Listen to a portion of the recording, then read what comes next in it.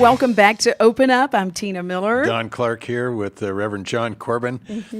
All kinds of interesting things from this man, almost 80 years old, and an amazing walk in his life. John, take us further. As I was saying before, when the parent Yes. of the colored boy, James, he said before the parents drove away, they dropped off their two children, he said, listen to the laughter.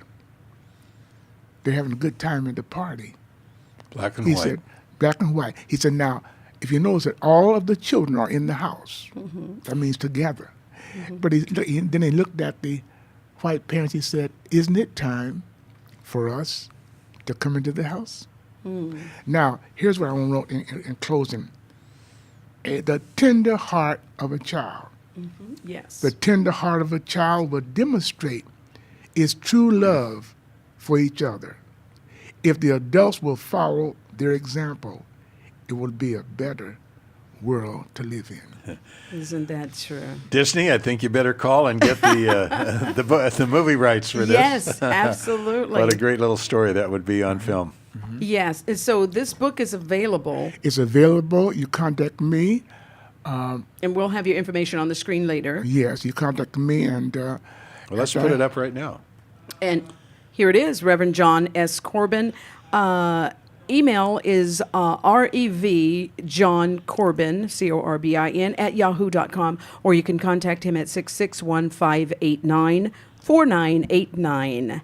And you have something else? Reverend Corbin has written a number of books, and what we're Yes. fascinated by is they're all self-published. Self-published, absolutely, Don. Tell us about it really quickly. So if anyone else is listening and would like to know how to self-publish. okay. Well, first of all, get your story, get it edited, get it ghost read, and all that stuff. Then print it up, and find you a printer, and get it printed. Get your barcode number, go to Washington, get it legit, because these books may go into a store, and no bookstore will carry the books unless you have a barcode number, because when it passes through the cash register, it will register with the IRS.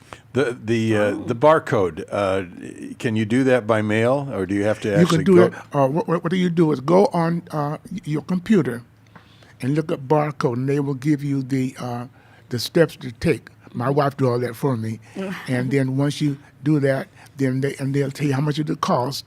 Then you pay it. Then they will send it to you. Then when they send it to you, then when you publish your book on the back cover, put your barcode number. Give that to the printer on the back, and it will have the price of the book.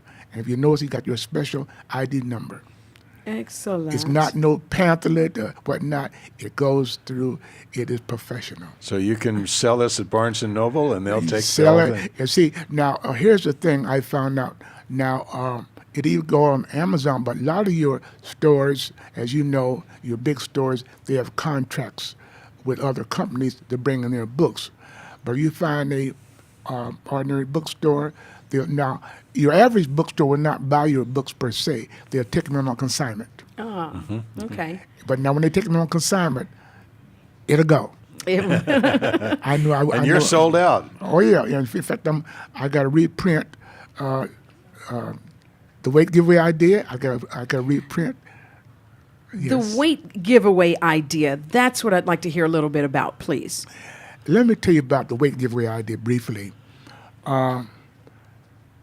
I was sitting down one day, I never forget this, and pudgy. In fact, I had what you call it, lap over disease. He had lap over disease. When my belly overlapped my belt. You follow me? When I was bent anyway, so I was overweight. And so I says, and then back to your spiritual concept. I said, Jesus says, take your burdens to the Lord and leave them there.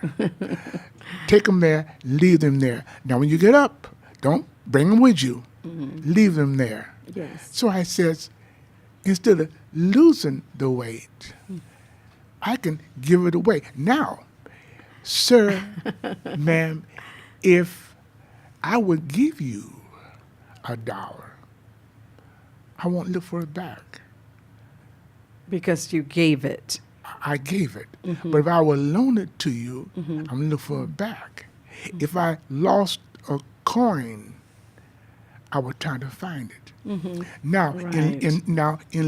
to lose weight, you're going to have to give it away. And in my book, there's 7 principles on how to give it away. Tell us a little bit about those And seven principles. each principle deals with a story.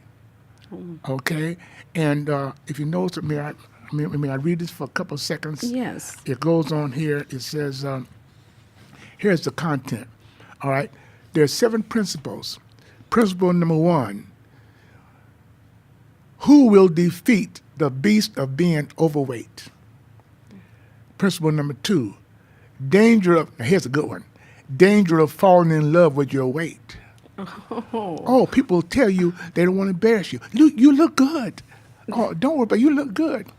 Okay. Principle number 3: has your weight become to be a magnet? You want to lose weight, but you're walking by the donut shop, and that magnet is drawn in. Okay. Principle number 4: let's give away that old baggage. Principle number 5: no more trips to the lost and found. Principle number 6: the joy of giving these unwanted pounds away. Principle number 7: kiss the weight goodbye. This is it.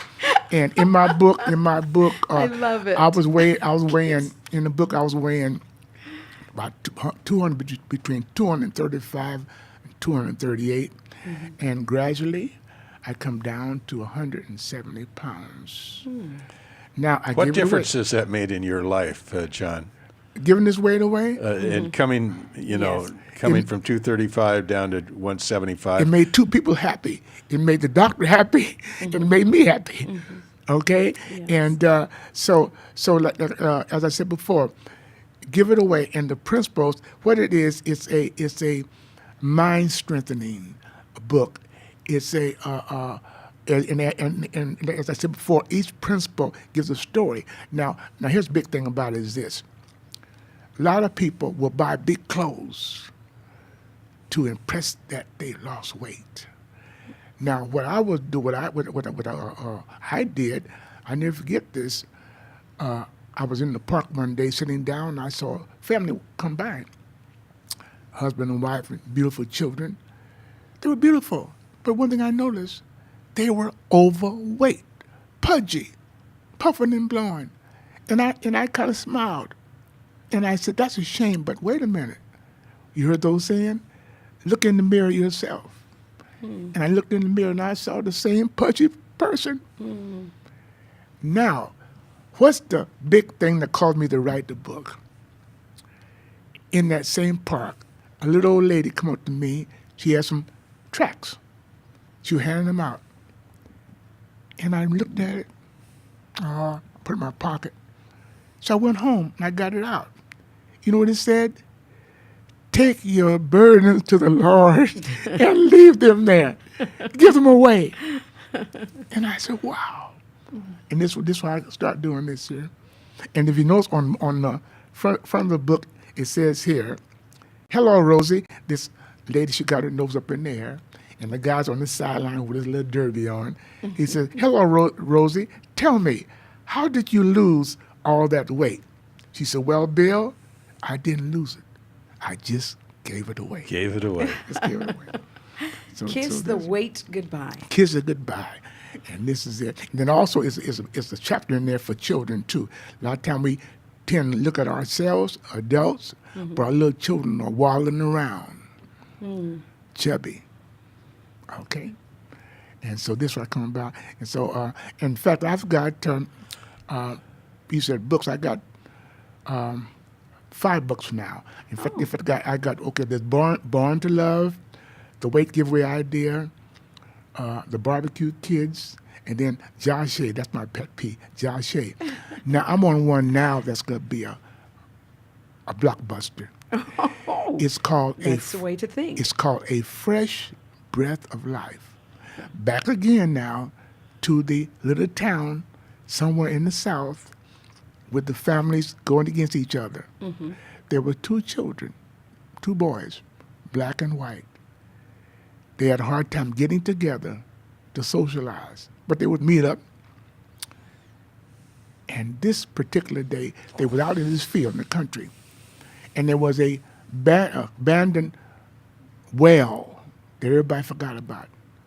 These two children, these two boys, black and white boys, fell into the well, 25 feet. Disaster. Coming by one day, that same day, it was an old country farmer chewing the back, and he was spitting and going on. He heard the cry from the children, and he ran into town and told the whole town.